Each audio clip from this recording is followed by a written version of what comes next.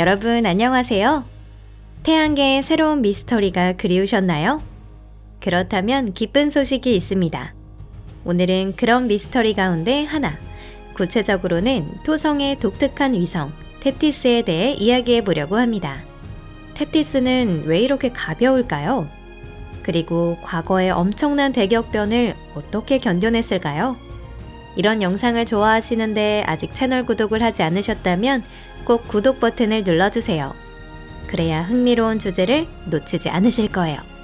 맞습니다, 여러분. 여기는 토픽입니다. 그럼 시작해 보겠습니다.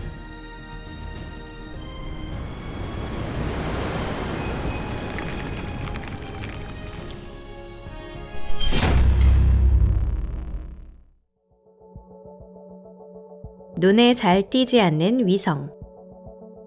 토성에서 가장 유명한 위성은 물론 타이탄입니다. 물이 아닌 탄화수소로 이루어졌지만 바다와 강을 갖춘 본격적인 수권을 지닌 지구 외의 유일한 천체죠.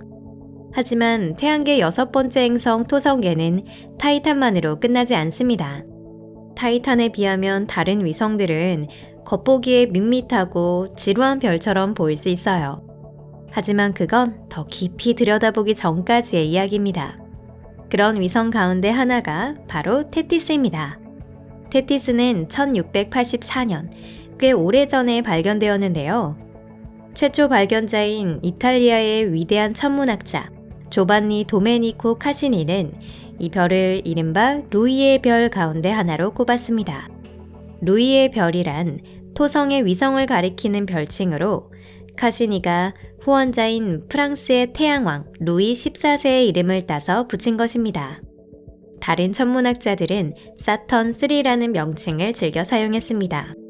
오늘날의 이름 테티스는 1847년 존 허셜의 주도로 당시 관리에 따라 그리스 신화의 거인족 이름을 따서 붙여졌습니다. 이후 관측을 통해 테티스의 지름이 약 1062km로 밝혀졌고 테티스는 타이탄, 레아, 이아페투스, 디오네에 이어 토성에서 5번째로 큰 위성이 되었습니다.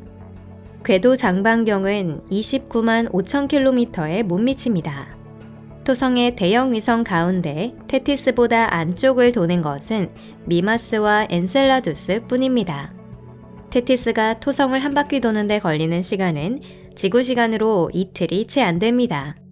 제대로 된 위성답게 테티스는 항상 같은 면을 토성 쪽으로 향하고 있습니다. 테티스는 질량이 상당히 작은 위성인데요. 비슷한 크기의 디오네는 테티스의 거의 2배 질량을 갖고 있습니다. 테티스의 밀도는 세제곱센티미터당 0.984g에 불과한데요. 이는 액체 물보다도 낮은 밀도입니다. 만약 우주에 거인이 있어 테티스를 들어다가 이 별이 들어갈 만한 바다에 살짝 담근다면 테티스는 수면에 둥실 떠오를 겁니다. 이렇게 낮은 밀도는 테티스가 거의 얼음으로 이루어져 있음을 보여줍니다. 하지만 그 자체로는 전혀 놀라운 일이 아니어서 최소한 테티스의 표면 사진이 처음 찍히기 전까지 이 위성은 거의 주목받지 못했습니다. 첫 촬영 성공은 1981년 유명한 보이저 탐사선 덕분이었는데요. 이후 또 하나의 유명한 탐사선인 카시니가 더 성능이 뛰어난 장비로 한층 자세한 촬영에 성공했습니다. 이 이미지들은 테티스의 표면을 있는 그대로 드러냈습니다. 그리고 우리는 곧 이 위성이 믿을 수 없을 만큼 파괴적인 대격변을 겪어왔다는 사실을 알게 되었는데요. 여기서 의문이 생깁니다. 그 대격변이란 대체 무엇이었을까요? 그리고 테티스는 어떤 기적 덕분에 지금도 존재할 수 있을까요? 이 상처가 어떻게 생겼는지 알고 싶으신가요? 테티스에서 특히 눈길을 끄는 볼거리는 선행방구 서쪽에 자리한 오디세우스 분화구입니다. 이 분화구는 비교적 가까운 거리에서 촬영한 이미지라면 쉽게 찾을 수 있습니다. 오디세우스 분화구를 지닌 테티스 역시 하셜 분화구를 가진 미마스처럼 데스스타를 닮았습니다. 오디세우스 분화구는 상당히 큰 분화구로 지름이 약 445km에 달하는데요. 이는 테티스 자체 지름의 거의 절반에 해당합니다.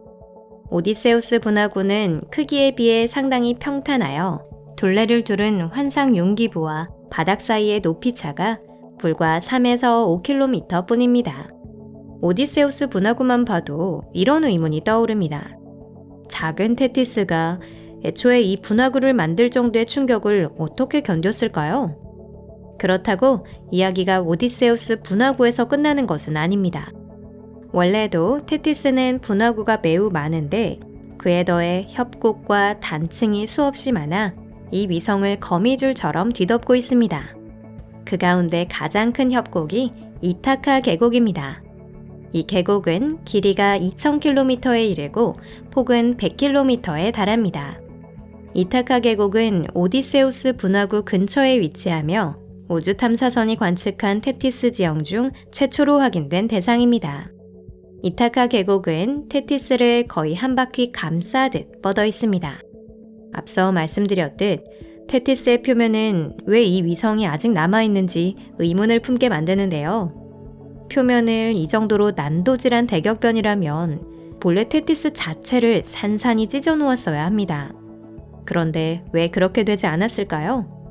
테티스의 상처는 이 위성 최대의 수수께끼이지만 유일한 수수께끼는 아닙니다.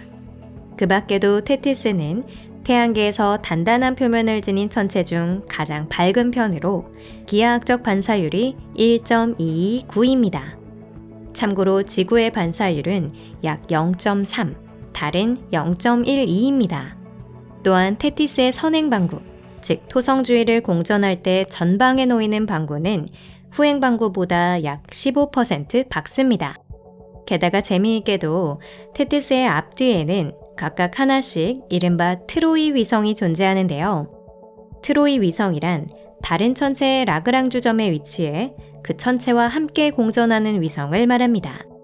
테티스의 앞쪽에 있는 작은 얼음 덩어리는 텔레스토라 불립니다. 이는 상당히 밝은 우주 빙산인데요. 눈이 너무 많이 덮여 있어서 지형 세부가 간신히 보일 정도라 마치 누군가가 반짝반짝 닦아놓은 듯합니다. 텔레스토의 길이는 가장 긴 축이 33km를 약간 넘습니다. 테티스 뒤쪽에는 칼립소가 있는데요. 크기는 텔레스토와 비슷하고 전반적으로 텔레스토와 매우 닮았습니다. 이런 작은 우주 얼음 덩어리는 충분히 큰 망원경이 아니면 탐지할 수 없습니다. 칼립소와 텔레스토에는 특별한 미스터리는 없지만 그 존재를 잊지 마세요. 이 두 작은 트로이 위성이 다음 챕터에 도움이 되거든요. 이제 우리는 테티스의 모든 수수께끼를 풀어보려 하며 최소한 과학자들이 이에 대해 어떤 견해를 갖고 있는지 소개하려고 합니다. 해답일까? 아니면 새로운 의문일까?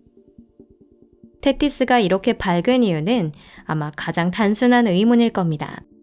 과학자들이 테티스 주변 우주 공간을 조사하자 곧바로 그 답을 찾을 수 있었는데요.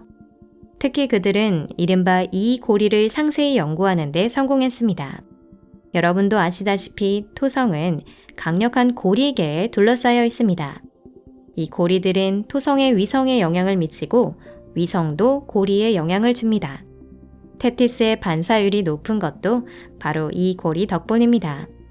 이 고리는 토성의 또 다른 위성, 엔셀라두스의 간헐천에서 분출되는 얼음 입자로 이루어져 있습니다. 텔레스토와 칼립소 이야기, 그리고 두 위성이 눈으로 뒤덮여 있다는 얘기 기억하시죠? 바로 그 점이 핵심이에요. 테티스에는 이 눈이 끊임없이 내리쌓이며 수십억 년에 걸쳐 테티스를 지금처럼 빛나는 존재로 다가왔습니다. 다만 여기에도 문제가 있습니다. 이런 가공이 이루어졌다면 테티스의 지형적 특징은 원래 매끈해야 하는데요. 하지만 실제로는 그렇지 않습니다. 어쩌면 그런 지형이 어떤 지각 활동으로 유지되고 있을지 모르지만 그런 활동은 전혀 발견되지 않았고요. 테티스에서는 간헐천이나 얼음 화산이 한 곳도 발견되지 않았고 지질학적으로는 죽어있는 듯 보입니다. 사실 테티스의 내부 구조야말로 이 위성 최대의 수수께끼예요.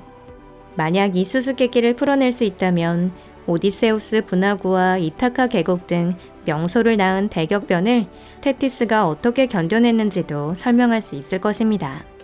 현재 테티스 내부에 대해 알려진 것은 단 하나, 아마도 암석 핵이 존재한다는 점인데요. 다만 그 핵은 매우 작아서 이 위성 질량의 6%에도 못 미친다고 여겨집니다. 핵과 표면 사이에 무엇이 있는지는 여전히 미스터리로 남아있죠. 어쩌면 한때 그곳에 지하 바다가 있었고 시간이 흐르면서 해저까지 얼어붙었을지도 모릅니다. 그 과정에서 얼음이 고르지 않게 얼어붙어 위성 표면에 균열이 생겼을 겁니다. 하지만 지금으로서는 이 과정을 명확히 설명할 모델을 만들지 못했습니다. 데이터가 서로 너무 모순되기 때문이에요. 어쩌면 테티스는 자신을 풀어줄 새로운 연구자들을 계속 기다리고 있는지도 모릅니다.